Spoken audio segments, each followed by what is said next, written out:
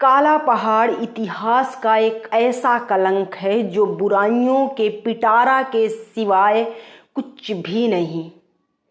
दोस्तों, काला पहाड़ कोई पहाड़ या पर्वत नहीं है, बल्कि ये एक खूंखार इंसान था। इसने जगन्नाथ मंदिर को तहस नहस क्यों किया? काला पहाड़ इतिहास का सबसे बदनाम किरदार रहा है।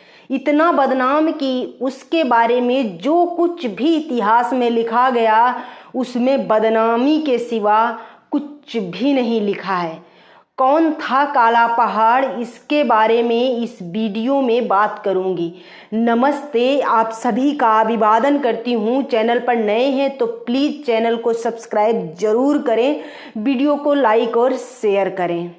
दोस्तों, काला पहाड़ जहां जाता था लोगों का कत्लेआम करता था, मंदिरों को लूटता था। यहाँ तक कि उसने पुरी के ऐतिहासिक जगन्नाथ मंदिर की अपार संपत्ति को लूट लिया था और जगन्नाथ मंदिर को भी नष्ट करने में कोई कसर नहीं छोड़ी थी। कोणार्क का भव्य सूर्य मंदिर आज अगर वीरान हालात में पड़ा नजर आता है तो इसके पीछे भी काला पहाड़ की काली करतूत है। असम में काला पहाड़ ने मां कामाख्या के पौराणिक मंदिर में भी जमकर लूटपाट की और जाते जाते वहां भी अपनी हैवानियत के निशान छोड़ गया। इसके अलावा भी उसने कई मंदिरों में जमकर लूटपाट की और उन्हें नष्ट करने में कोई कोर कसर नहीं छोड़ी।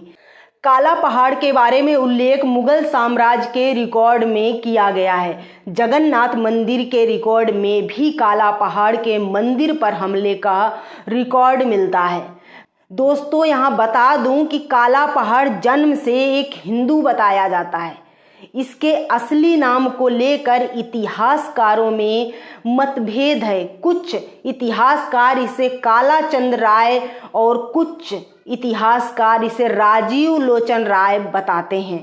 हालांकि सभी इतिहासकारों का दावा है कि वह ब्राह्मण जाति का था।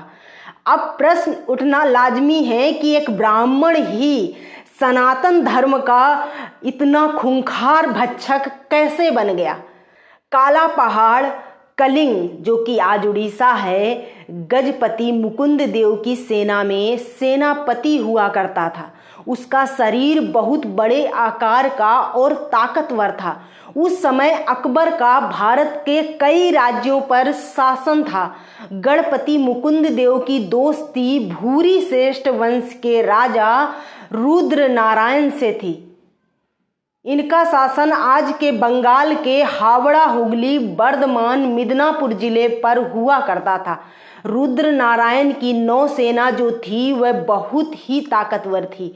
रुद्र नारायण और कलिंग के राजा को बंगाल के शासक, जो कि उस समय बंगाल कुछ बांग्लादेश का हिस्सा और कुछ पश्चिम बंगाल का हिस्सा हुआ करता था, बंगाल के शासक सुलेमान खान कर्रानी से डर था कि कहीं वह हमला ना कर दे।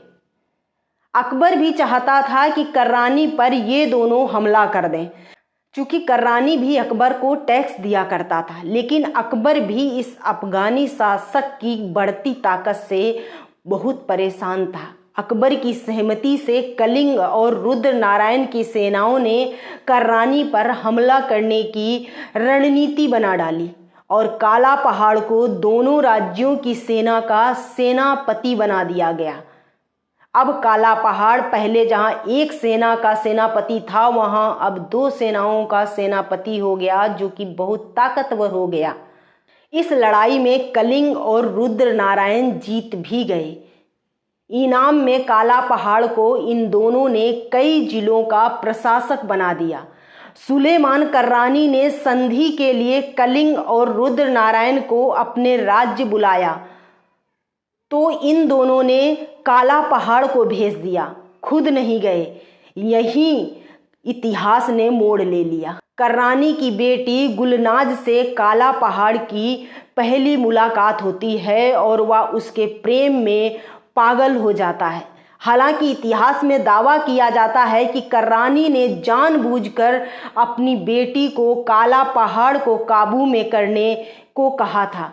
कर्रानी की मंशा थी कि वह काला पहाड़ को अपने खेमे में ले आए और फिर अपनी हार का बदला ले। यह भी दावा किया जाता है कि कर्रानी ने काला पहाड़ के गुलनाज से शादी के प्रस्ताव को तुरंत स्वीकार कर उसे अपने और बस में कर लिया। काला पहाड़ लौटकर कलिंग गया तो गुलनाज से शादी की इच्छा कलिंग के राजा को बताई। राजा नाराज हो गए और उन्होंने उसे ऐसा ना करने के लिए पहले तो समझाया और फिर हिदायत भी दी, मगर काला पहाड़ पर जो गुलनाज का जादू चढ़ चुका था वो कहाँ मानने वाला था। उसने सोचा कि इस्लाम कबूल कर गुलनाज से निकाह कर लेंगे और बाद में फिर हिंदू बन जाएंगे। उसने सभी के मना करने के बावजूद गुलनाज से निकाह कर लिया, मगर कलिंग के राजा सहित उसके सभी सगे संबंधियों ने उससे रिश्ता तोड़ लिया। पहले तो काला पहाड़ ने सभी से मिन्नतें की और जब कोई नहीं माना तो वह कर्रानी के पास चला गया और उसकी सेना का सेनापति बन गया। काला पहाड़ को कर्रानी ने खूब भड़काया और अपने राज्य में भी उसकी बेइज्जती के किस्से को प्रचारित करवाया। इसके बाद काला पहाड़ की अगुवाई में सेना को कलिंग पर हमले के लिए भेज दिया। काला पहाड़ ने मुकुंद देव को हराया। उसने कलिंग के लोगों को लूटा, फिर जगन्नाथ मंदिर और कोणार्क मंदिर सहित कई मंदिरों को न सिर्फ लूटा बल्कि नष्ट करने का भी भरसक प्रयास किया। इसके बाद भी उसकी आग शांत नहीं हुई और उसने कई हिंदू राजाओं पर हमले किए। वह हिंदुओं को अपना दुश्मन समझने लगा। अपनी बेइज्जती का बदला लेने का उस पर ऐसा भूत चढ़ा कि वो हिंदुओं को इस्लाम कबूल करवाने के लिए प्रताड़ित करने लगा और मंदिरों को लूटने और तबाह करने लगा। 1883 ईस्वी में अकबर की फौज से वह हार गया और मारा गया। दोस्तों, अंततः इतिहास के काला पहाड़ का ये काला किस्सा यहीं समाप्त होता है। वीडियो पसंद आए तो वीडियो को लाइक और शेयर जरूर करें। ऐसी वीडियो के लिए चैनल को सब्सक्राइब जरूर करें। मिलती हूँ अगली वीडियो में। धन्यवाद।